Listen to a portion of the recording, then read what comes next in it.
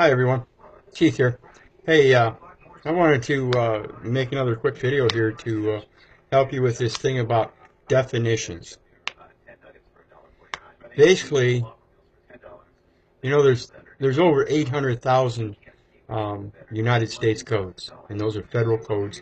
They're valid for any country that follows international law. It's called Admiralty Maritime Law.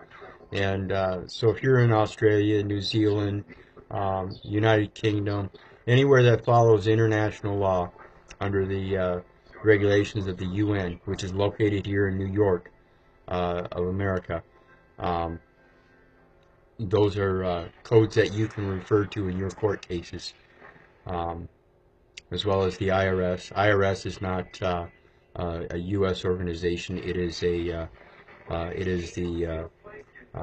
fetch dog of the IMF, International Monetary Fund. And basically, when it comes down to definitions, I'm going to use the word moonshine. See, here in the United States, they say it's illegal to produce moonshine, at least in certain quantities, and to then turn around and sell it. Um, Here in Iowa, in fact, it's legal to make your own personal moonshine, and it is quantified as up to 2 gallons for personal use that you cannot sell. So I'm always happy to make my own moonshine and um, consume it in any way I determine for my own necessary needs or my own desires.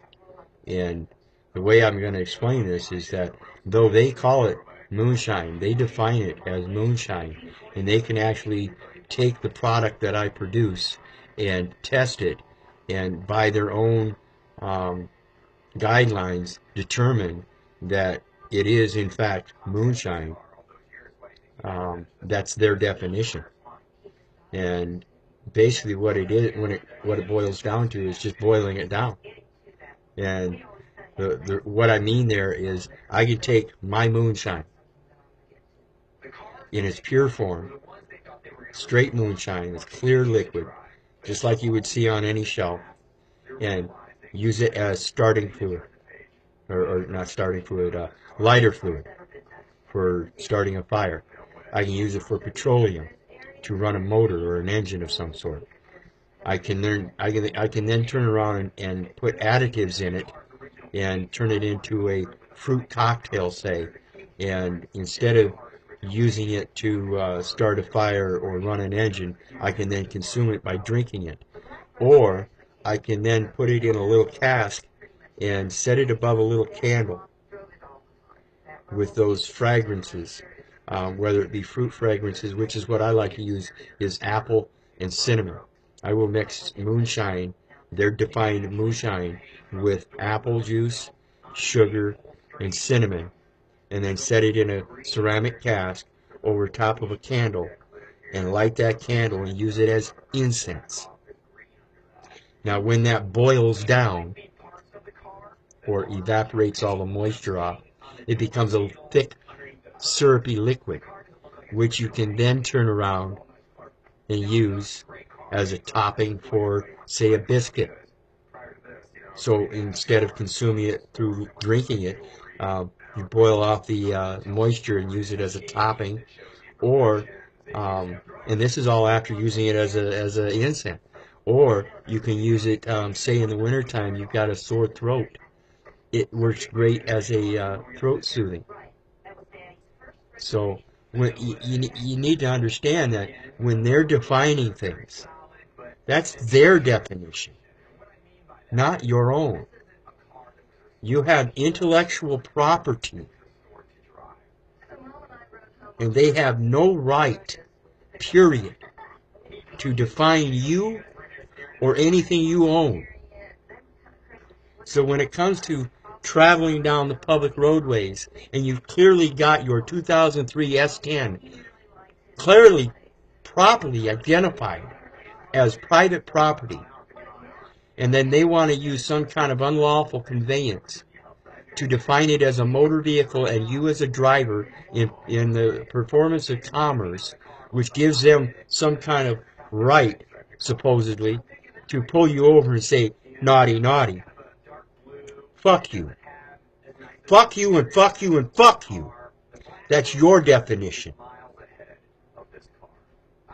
So understand this, people. When it comes to definitions,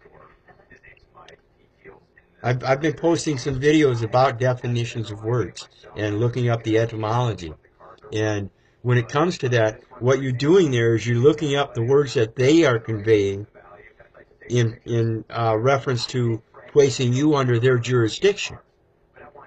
If you're not under their jurisdiction, it means they don't have the words defined properly according to you. And all you have to do is point that out. So when they make their presumptions in court, and remember, it's stated, I'll have to find exactly where it's at, but it's stated, no law or fact shall be tried in court. Why is that? Because they do everything on presumption. They cannot afford to try a fact or a law in court and then make themselves liable. If they do that, they are liable to that same law. They are liable for the unlawful conveyance of words, period. No matter what. Do not let them get away with it. Period. You make your own definitions. So everything that you do, just use your head. Mankind's most powerful weapon is his own mind. Period. If you don't understand that, then you're not using your damn head.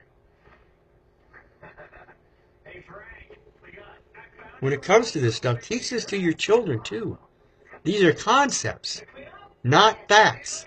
These are definitions that are defined any way you want to define them. And if you're going to willingly accept their definition, then again, you're not using your head. Start using your head, people. Start getting those neurons to connect. Start building those neuron pathways.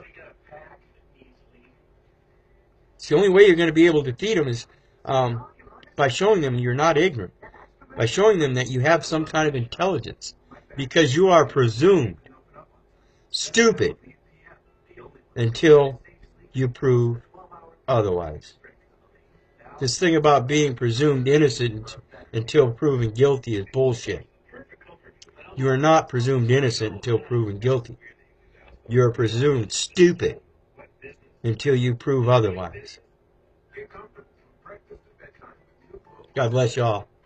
I love you. Have a good day.